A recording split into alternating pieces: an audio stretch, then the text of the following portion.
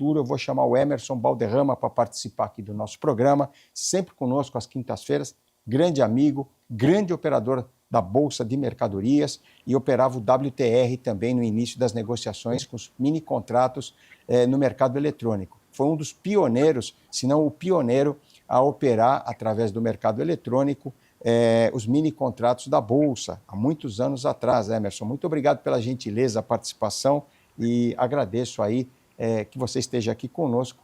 Muito bom dia. Fala, Chico, bom dia pessoal da BMC. Chico, mercado turbulento, meu amigo, e obrigado por relembrar essa história, foi bastante turbulenta também. E não era fácil, né? Nós tínhamos lá uma movimentação muito grande de negociações, a corretora onde nós trabalhávamos era uma das maiores, se não a maior do Brasil, e, portanto, tinha, consequentemente, um volume significativo de negociações.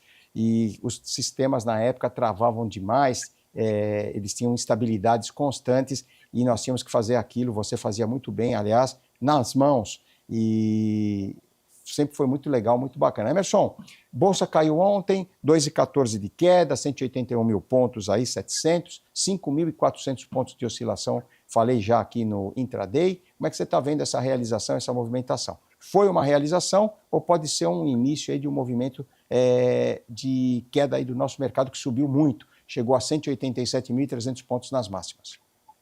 Chico, acredito que seja uma realização sim, mas o mercado ele já vem especulando até em grupos, né, de WhatsApp, algo bem informal, se ia chegar a 190 mil pontos no final dessa semana, de tanta potência, né, tanto volume financeiro de investidor estrangeiro entrando.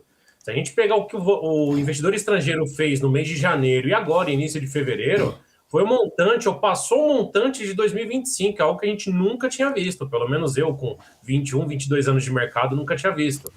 Então, a gente também viu essa semana passada, o câmbio vindo para 5,21. Então, tá bem, o mercado começa a ficar incerto. A gente está vendo esse reflexo na parte de Bitcoin, na parte da volatilidade também de metais, que está bem agressivo isso também, Chico. Então, vamos lá. Eu vou atualizá-lo e vou atualizar todos também esse volume financeiro que você trouxe. No mês de janeiro, os investidores estrangeiros entraram no mercado secundário da B3 com 26,4, 26,5 bilhões de reais em um único mês, o que equivale a uma entrada maior do que a alta do ano passado inteirinha, que foi de 25,4, 25,5 bilhões, 1 bilhão a mais. Por outro lado, nós temos também um investidor estrangeiro, ou melhor, um investidor institucional. Se o investidor estrangeiro entrou então com 26,4 e o investidor também entrou no final do ano passado com 25,4, 25,2, o investidor institucional tirou, Emerson, 46 bilhões no ano passado e esse ano já está tirando aí pelo menos 18,7 bilhões de reais da Bolsa. Então, vejam só, na segunda-feira agora, dia 3, na terça-feira, dia 3, entraram 514 milhões do investidor estrangeiro. Legal. Ficamos com 28,5 bilhões no ano, 2 bi 100 no mês, mais de 2 bilhões no mês, dando sequência a essa entrada aí dos 26,4, 26,5 bilhões de janeiro, para que não façamos confusão. Então, entraram 514 milhões, quase 515 milhões, terça-feira, portanto, dia 3, 2 bilhões e 100 no mês, 28,5 bilhões no ano, aumentando esse fluxo. E os investidores, aí sim, institucionais, entraram, olha, depois de muitas saídas, 555 milhões no dia 3, nessa terça-feira. Mas no mês, o saldo do investidor institucional está negativo em 1 bilhão e 80 milhões de reais e no ano 18,7 bilhões, Emerson, depois de já ter tirado 46 bi no ano passado. Como é que você vê essa divergência aí de fluxos? Estaria o investidor local institucional partindo para renda fixa, mercados de metais, ouro, prata, enfim, outras alternativas de investimento? Chico, é um valor financeiro muito expressivo, né? A gente está arredondando 50, 60 bilhões de reais num curto espaço de tempo. É algo muito acentuado, algo que não temos um histórico assim tão recente de algo nesse sentido. Nem na época da pandemia foi tão violenta as entradas, né? O estrangeiro está fazendo a conta ainda do carry trade. No Brasil faz muito sentido 15%. Essa semana, a Selic, Copom, a ata do Copom, desculpa, acabou falando, né, acabou dando indícios que em março a gente vai ter início de corte de Selic. E Selic pode vir a 12%, que nem a gente já vem falando semanalmente. No ano eleitoral acontecem essas mudanças. O investidor estrangeiro está fazendo a conta, pega o 3,75%, 4% arredondando, né, o dinheiro lá fora, coloca no Brasil, tem a variação cambial, mas faz sentido fazer essa operação e o risco também. O institucional parece que a ponta inversa, ele está fazendo a conta já de ano eleitoral, fiscal e assim por diante, tudo que está acontecendo internamente mesmo. A gente pega o investidor pessoa física também, e a gente vem, né, vem acompanhando isso no final do dia, geralmente tirando o dia de ontem. O mercado que está mais especulativo, que são os mini contratos, os derivativos, o mercado vem subindo durante o dia e na reta final ele sobe mais forte, que são as pessoas vendidas que acabam zerando a operação. Então o mercado em si tá vendo, não é uma bolha, aliás, que eu já li relatório falando uma possível bolha, Morgan Stanley tinha comentado algo nesse sentido, que a Bolsa Brasileira está em princípio de bolha, né, pelos ativos não terem toda essa... Bank of America também. Bank of America, desculpa, obrigado por corrigir. Então... tudo isso está acontecendo, Chico. O mercado, sim, ele está cético. A gente tem um ano eleitoral, a gente tem um ano de troca de ministro da Fazenda. A Haddad está saindo e colocando alguém muito próximo ao pensamento dele. Isso daí o mercado fica atento, porque como é que vai ser a nova taxação? Esse que o mercado está fazendo a conta. E além de tudo isso, Chico, o mercado também está fazendo a conta desse tal Banco Master. Não para de aparecer pessoas, né, influentes, infelizmente, nesse escândalo brasileiro. Pois é, Emerson, você colocou aí algumas situações importantes. A substituição do nosso ministro da Fazenda, em breve, expectativa de corte de juros aí a partir de março, agora discute-se muito a magnitude, o tamanho desse possível corte. Eleições, claro, cenário político, já tivemos esse início de semana aí complicado em Brasília, com o Congresso aprovando lá o projeto de lei sobre o legislativo, aumentos dos ganhos, enfim. E uma movimentação, claro, importante do cenário externo. Tivemos esse shutdown parcial lá fora, que acabou prejudicando alguns dados, ou pelo menos atrasando um pouquinho, postergando um pouquinho alguns dados. Hoje teremos o JOLTS, ontem tivemos a ADP, que acabou não formando preço no mercado, ainda que pontualmente. O payroll, que sairia amanhã, deverá sair a semana que vem com o CPI, são dois dados que vão sair juntos, importantes, e também essa narrativa aí da confirmação por parte do Irã, as autoridades do Irã, confirmando a realização de uma reunião amanhã em Omã, portanto, autoridades americanas se encontrando aí, pelo menos nesse primeiro momento, aliviando aí para os mercados internacionais, para o cenário externo, a possível ou um possível conflito militar. Mas Donald Trump já disse, olha, vamos com calma aí, porque se não houver um acordo ou não tivermos aí qualquer coisa benigna em relação a isso, o líder supremo do Irã deveria estar muito preocupado. Então vejam quanta coisa importante aí, dados importantes, macroeconômicos, postergação desses dados do mercado americano, aqui no Brasil esse cenário já político, com a volta aí do Congresso, Supremo Tribunal Federal, e você colocou muito bem, eu falei aqui de várias coisas, vários eventos, situações, o caso do Banco Master aí, que todos os dias saem notícias, saem novidades, e talvez por isso também um pouco dessa instabilidade aqui do nosso mercado, Emerson. Sim, também teve isso. Ontem nós vimos o bloco de bancos, né, Chico? Eles que pesaram realmente na Bolsa, né? E no final do dia teve a apresentação de resultado do Itaú. Hoje, no final do dia, tem Bradesco. Voltando a falar de Itaú, ele apresentou o resultado em linha que o mercado estava esperando, um crescimento de 13% do último trimestre em comparação ao ano anterior. Lá fora, Chico, algo que me chamou a atenção também foi um senador republicano, que é do partido do Trump. Ele começou a falar que o Jerome Powell fez na reforma do Fed não fez nada de errado. A única coisa que o Powell fez errado, ele foi não se preparar para as perguntas do legislativo. Então isso acaba jogando um pouco contra o que o Trump está querendo fazer, né? Ele está querendo... O Powell vai sair agora em maio, é o final do mandato, já tem a pessoa escolhida, mas o Trump ainda continua querendo amassar, né, o Powell no final do seu mandato. Então é algo que chama um pouco de atenção também. E também os casos, né, o Chico, lá fora, que está sendo bastante repercutido do Jeffrey Epstein, né? Está sendo bastante falado isso. Tem muita celebridade, né? Muitas pessoas notáveis que têm esse envolvimento. Hoje de manhã, o partido do senhor Keir Starmer, lá da parte britânica, o mercado começou a sentir uma desconfiança nele. Já estão falando que ele vai pedir renúncia em algum momento, porque ele indicou o Mandelson em 2024 para embaixador nos Estados Unidos. Então tem muita turbulência acontecendo nesse mercado, Chico. Tanto que a gente está vendo essa volatilidade. É uma volatilidade de começo do ano, mas não é só no Brasil que nós aguardaríamos isso devido à eleição. A gente está vendo no mundo todo isso.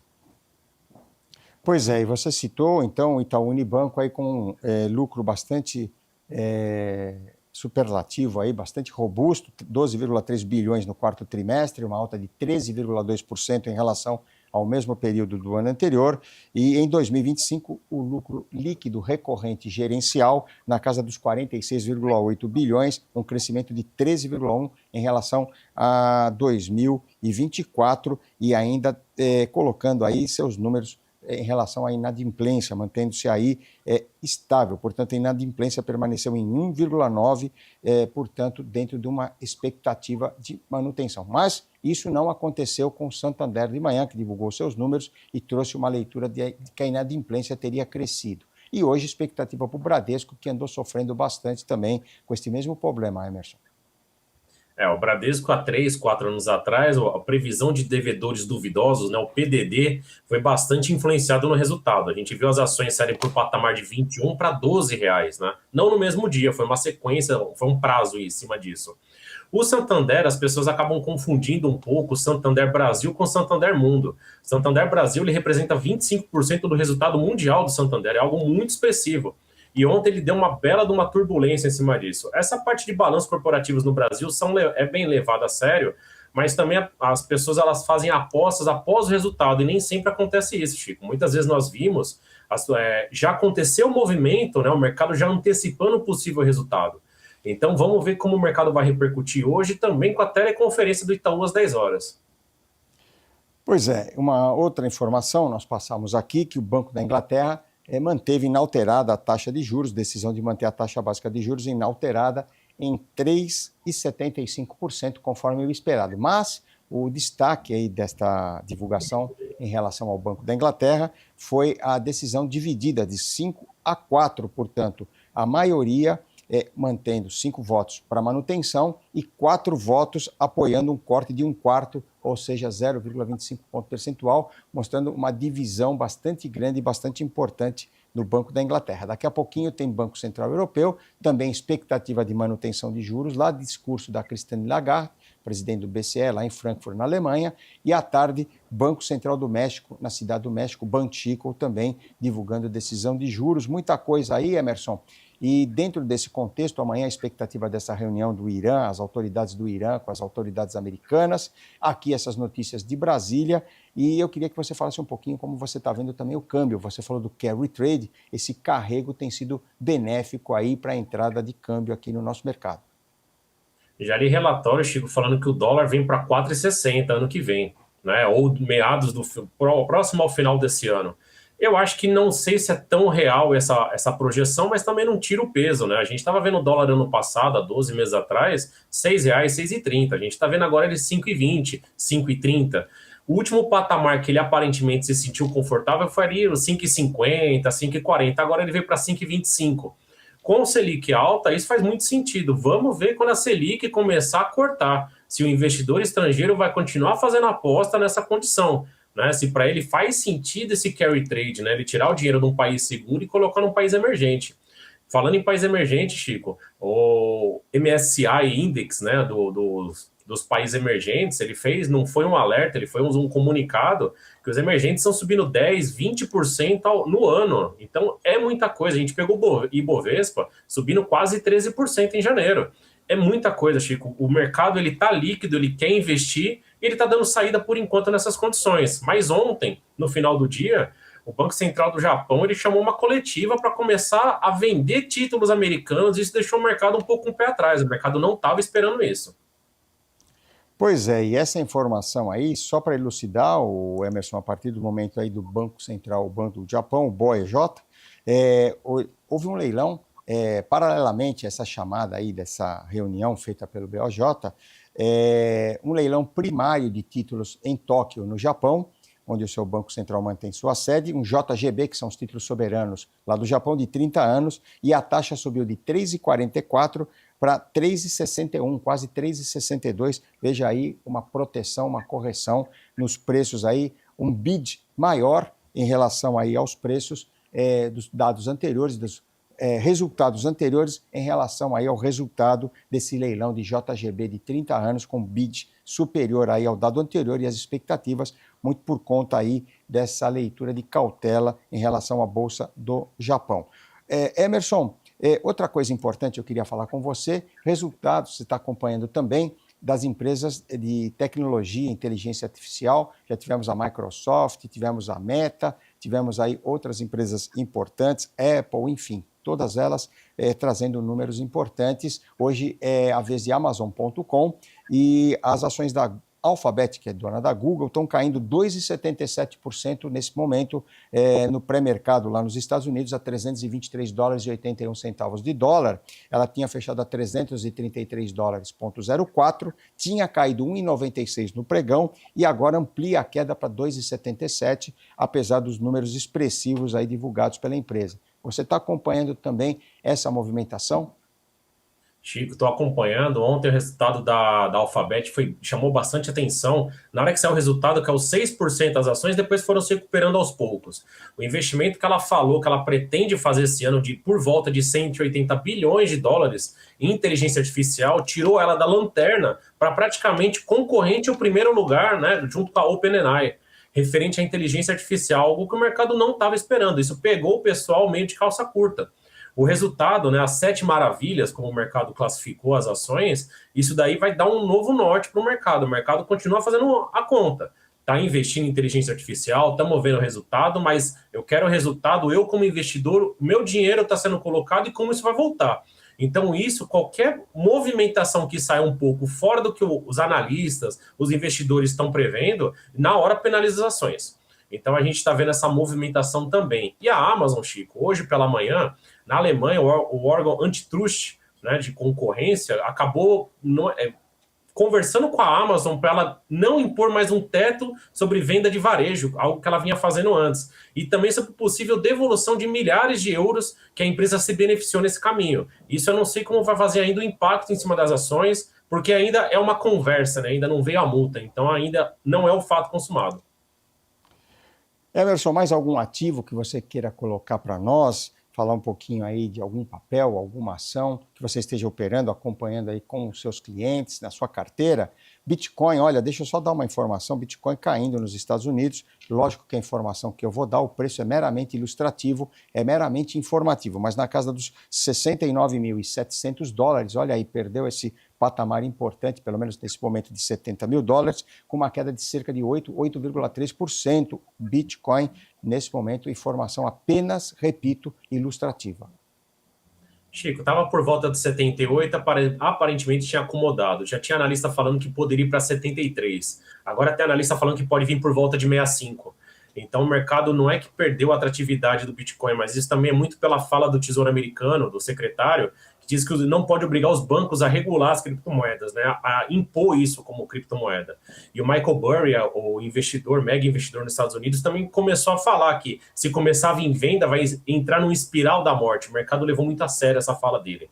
Só fazer um adendo, Chico, você tinha comentado sobre o Banco da Inglaterra, pode ser que essa parte não unânime, né, da decisão foi por causa do último dado de inflação que veio abaixo da meta, né, veio 1,7 e a meta vai 2%. Então isso pode ter corroborado para essa imparcialidade deles.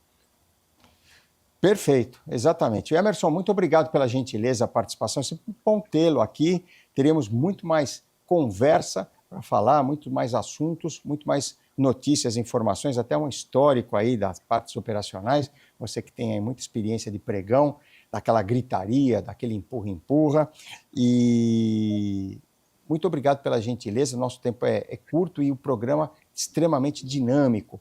E queria agradecer a gentileza que você deixasse o seu contato aí na sua despedida, Emerson. Chico, eu que agradeço o convite, obrigado pelo bate-papo. Para me encontrar no YouTube e outras plataformas, 3 minutos com Emerson Balderrama. Obrigado, meu amigo. Se cuida. Até a próxima semana. Obrigado, Emerson Balderrama, aqui conosco. Vamos lá.